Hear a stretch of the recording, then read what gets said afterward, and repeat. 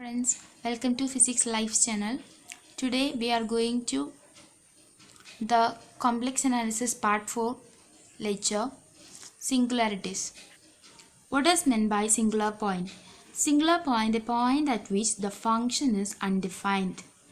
If you consider the function e raised to 1 by z, we know that at z is equal to 0, that is e raised to 1 by 0, that is e raised to infinity, that is an undefined function. If you consider cos of 1 by z, at z is equal to 0, cos infinity, that is undefined. Next, we are going to find the singular points. What is the procedure to find the singularities? That is, equate the denominator is equal to 0 and find z. Okay. So here, consider the procedure. Here in this example, f of z is equal to z divided by z plus 1 into z minus 2, where z denominator is z plus 1 into z minus 2, and equate it with the 0, that is z plus 1 is equal to 0 or z minus 2 equal to 0, that is z is equal to minus 1, z is equal to 2. So we get two singular points. Here we consider another function, that is 1 by z power 4 minus 1, where z power 4 minus 1 is the denominator. So equate it with the 0. So z power 4 is equal to 1. Z is equal to plus or minus 1 plus or minus I. So this is the singular points of this function. Okay. Isolated singularities. What is meant by isolated singularities? That is, number of singular point is less than 4. That is, we have here, consider this function in which we get the singular point as minus 1 and 2. So in which two singular points, so is less than 4. So this is called isolated singular points. That is, less than 4 number singularities. Non-isolated singularities, in which we consider the function z divided by e raised to z minus 1. Here the denominator e raised to z minus 1 equated to 0. So we get e raised to z is equal to 1. We know that e raised to I to n pi, that is cos to n pi plus I sin to n pi.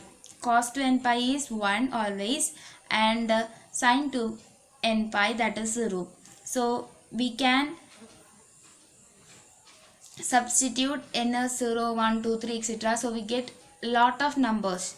So there is infinite numbers for a singular point. So for this function, that is many singular points, that is known as non-isolated singular points. Okay.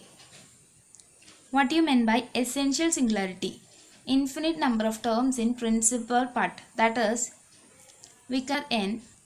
Consider the function summation over n a n z minus a all power n plus summation over n b n z minus a all power minus n. Here z, that is complex number, in numerator part, and here z is in denominator part. Numerator part is known as analytic part and denominator part is known as principal part. So infinite number of terms in principal part, that is called essential singularity.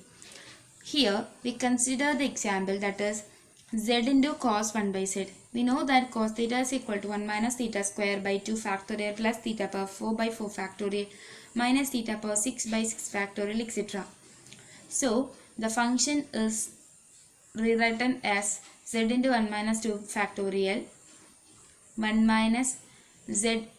The function is rewritten as z into 1 minus 1 by 2 factorial into 1 by z square plus 1 by 4 factorial into 1 by z power 4 minus 1 by 6 factorial into 1 by z power 6, etc. So here we multiply z in throughout inside. So we get z in numerator part, that is analytic function. Here z in denominator part. So we get a lot of terms, that is infinite terms. So it is called essential singularity. Pole of order is the next type. That is, principal part contains finite terms. That is called pole of order. Here we consider the function z divided by z minus 1 whole square into z minus 2. So z minus 1 equated to 0. So z is equal to 1, that is pole of order 2. Here the denominator in which z minus 1 whole square. So the order is 2 here, so pole of order 2. Here z minus 2 equate with 0, z is equal to, so the all power 1, that is pole of order is 1. So pole of order principal part contains finite terms. Okay. Another type is removable singularity, that is there is no terms in principal part. Next important section, that is residue. We have to find the residue of a pole of order n, that is f of z is considered as z divided by z minus a all power n. So here the pole of order is n. The singular points, we know that equate the denominator with 0 and we get the singular point as a. The residue of pole of order n, the residue f comma z is equal to a, that is 1 by n minus 1 factorial, limit z turns to a, d raised to n minus 1 divided by dz raised to n minus 1 z minus a all power n f of z. Okay. For a simple pole, residue of f comma z is equal to a. Here for a simple pole means n is equal to 1. So substitute n is equal to 1. We know that limit z turns to a, z minus a f of z is the residue. So we have to by heart this formula, residue f of comma z is equal to a, that is 1 by n minus 1 factorial, limit z turns to a, d raised to n minus 1 divided by dz raised to n minus 1, z minus a all power n f of z.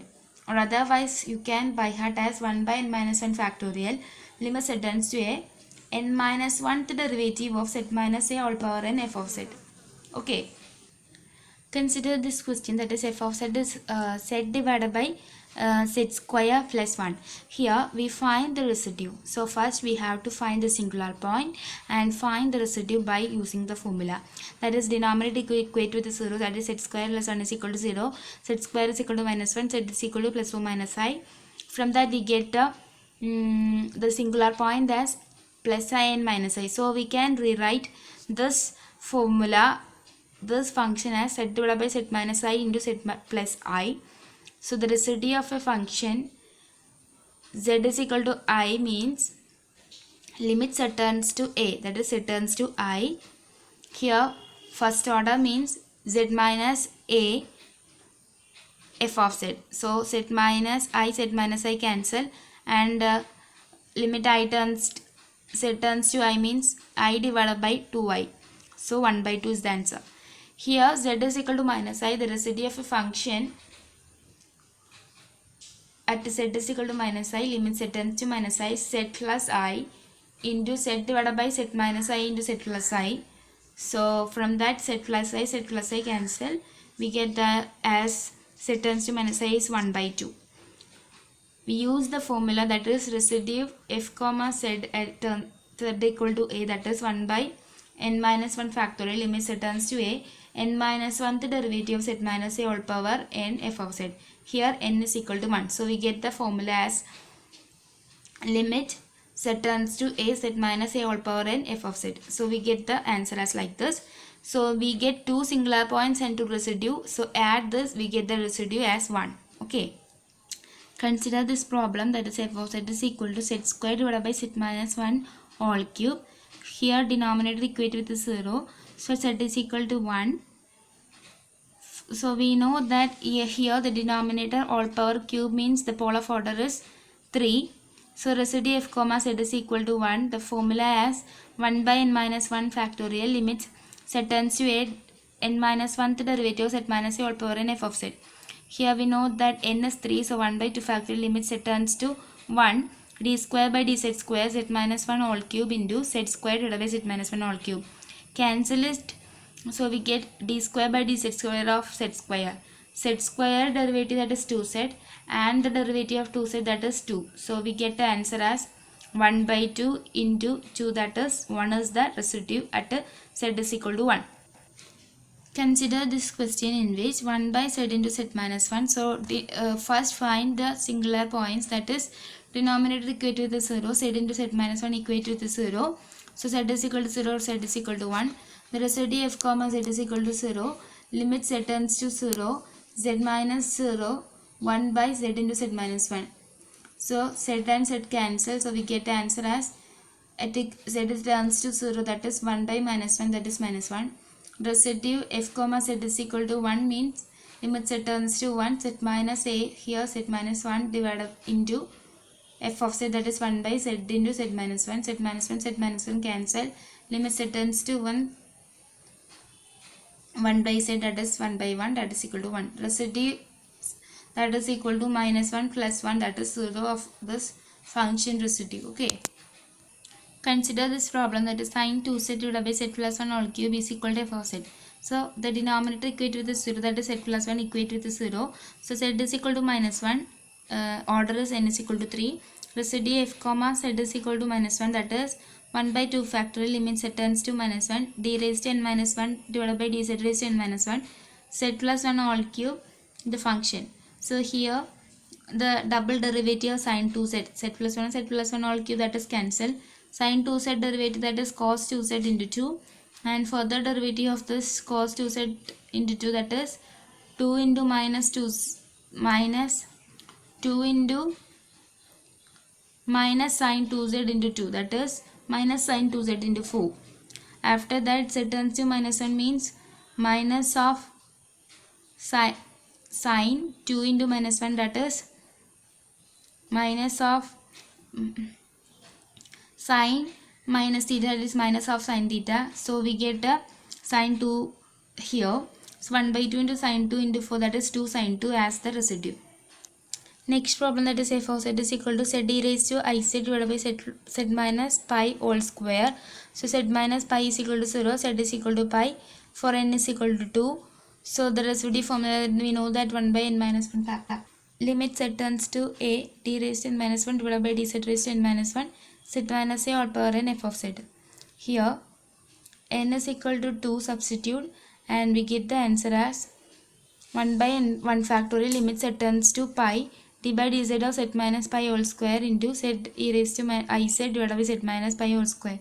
Z minus pi whole square is cancelled. So z e raised to I z differentiation, that is first function into derivative of second, that is e raised to I z in derivative, that is e raised to I z into I, plus e raised to I z derivative, that is 1. And we substitute z is pi, so we get the answer as I pi e raised to I pi plus e raised to I pi. Okay. Thank you friends for watching.